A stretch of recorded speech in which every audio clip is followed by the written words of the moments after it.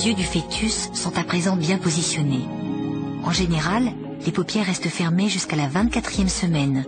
Cependant, les échographies 4D ont démontré que certains bébés ouvraient les yeux dès 18 semaines.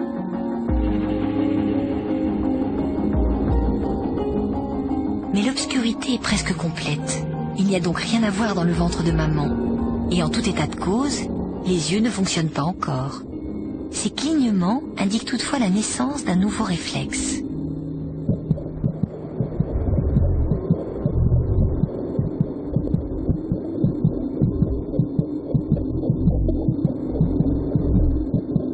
Notre petite fille vient encore de passer un cap important. Elle est arrivée à mi-chemin de son voyage vers la naissance.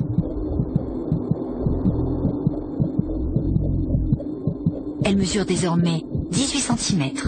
Ses formes se précisent. Elle possède même déjà ses propres empreintes digitales.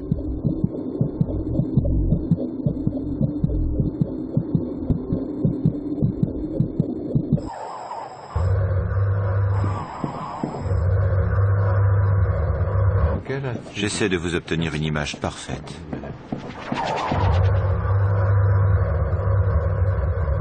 Vers 22 semaines, la maman passe une deuxième échographie plus détaillée, l'échographie morphologique. Elle permet d'examiner l'anatomie du fœtus et de mesurer sa croissance depuis le premier examen.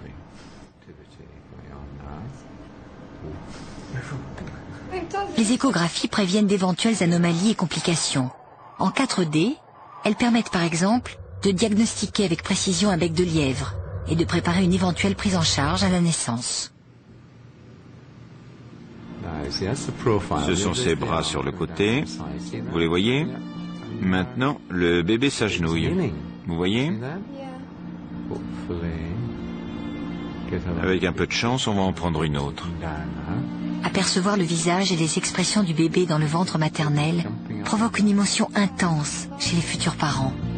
L'échographie, et c'est l'un des atouts inattendus de la technique, favorise la création d'un lien parent-enfant très précoce. Là, ce sont ses bras. Il les porte à son visage.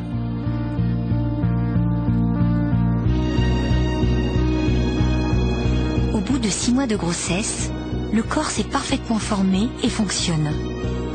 Pareil pour la naissance? Pas tout à fait quand même. Tout est là, mais en modèle réduit et encore très immature. Bientôt, notre petite fille va entamer l'une des phases les plus passionnantes de la vie intra-utérine, le développement de ses sens.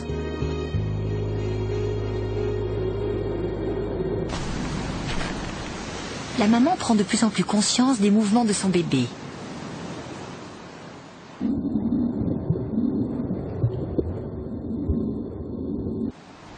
Son ventre va encore beaucoup s'arrondir, mais c'est probablement la période de sa grossesse où elle se sentira la plus épanouie.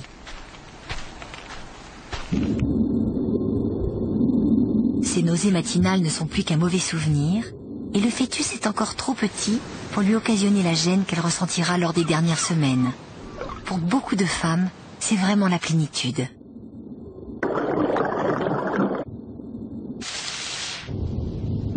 C'est à partir de 24 semaines, c'est-à-dire 6 mois, que les sens du fœtus s'éveillent.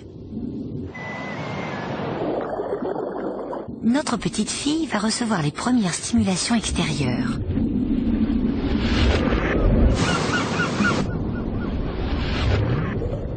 La plupart de ses organes sensoriels, oreilles, nez, papilles gustatives et terminaisons nerveuses tactiles, sont arrivés à maturité.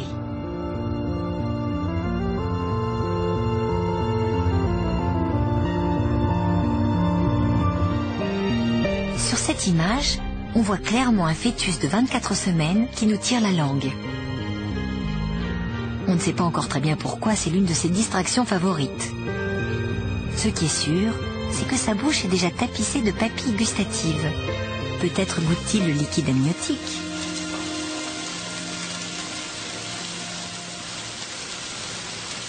La bouche et le nez du fœtus sont en permanence baignés de liquide amniotique, qui peut transporter le goût et l'odeur de ce que mange la maman. Ce sont surtout les saveurs les plus fortes qui parviennent au bébé. lui donnant ainsi un véritable avant-goût de la cuisine familiale.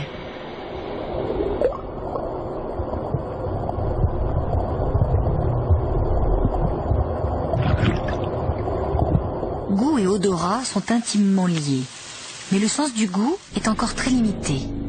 Le fœtus s'entraîne à reconnaître les 4 saveurs: sucrée, celle qu'il préfère déjà, salée, acide ou amère. Bien plus développé, l'odorat permet au fœtus d'identifier des saveurs complexes telles que l'ail, l'oignon ou les fines herbes.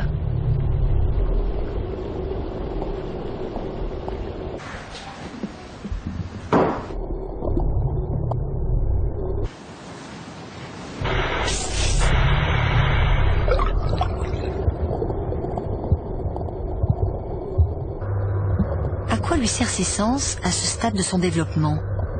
Un goût et un odorat déjà développés aideront d'autant plus le nouveau-né à apprécier le lait de sa maman. Comme le liquide amniotique, le lait maternel contient une gamme de saveurs et d'odeurs provenant de son alimentation. Le bébé reconnaîtra sûrement ces saveurs dès la première tétée.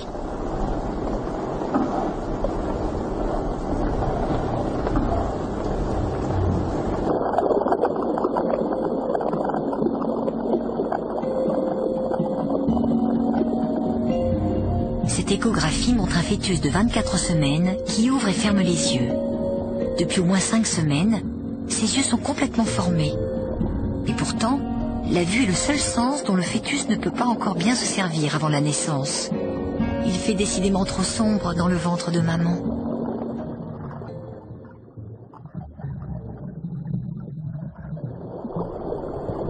À 25 semaines, même les cils sont déjà en place. Impossible pourtant de répondre à la question que se posent tous les parents: quelle sera la couleur de ses yeux? Les yeux du bébé peuvent changer de couleur pendant les premiers mois de sa vie.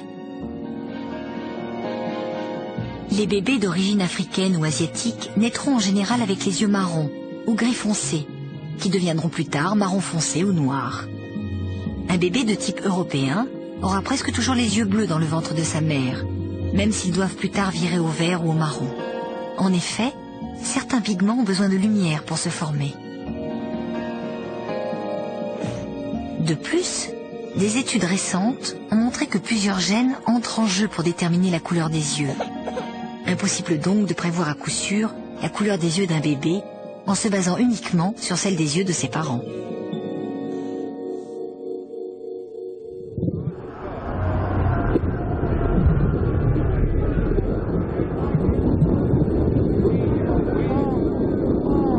Le sens le plus développé chez le fœtus est sans doute l'ouïe. Mais qu'entend-il au juste?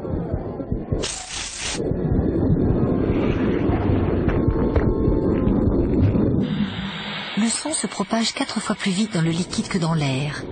Il semble donc que notre petite fille assiste en ce moment à un vrai concert. Un peu cacophonique parfois.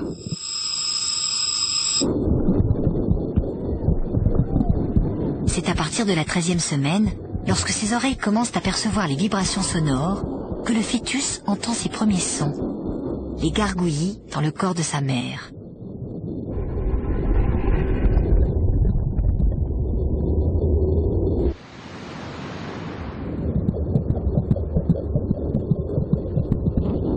En gigotant dans son liquide amniotique, notre bébé fait lui aussi du bruit.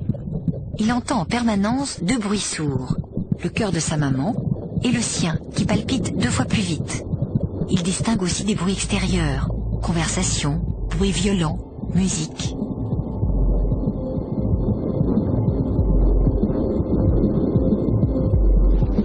Les parois de l'utérus, ainsi que l'abdomen maternel, filtrent la plupart des hautes fréquences. Tous les sons parviennent déformés au fœtus, et les aigus sont particulièrement étouffés. Seules les notes graves d'un morceau de musique peuvent avoir un véritable impact.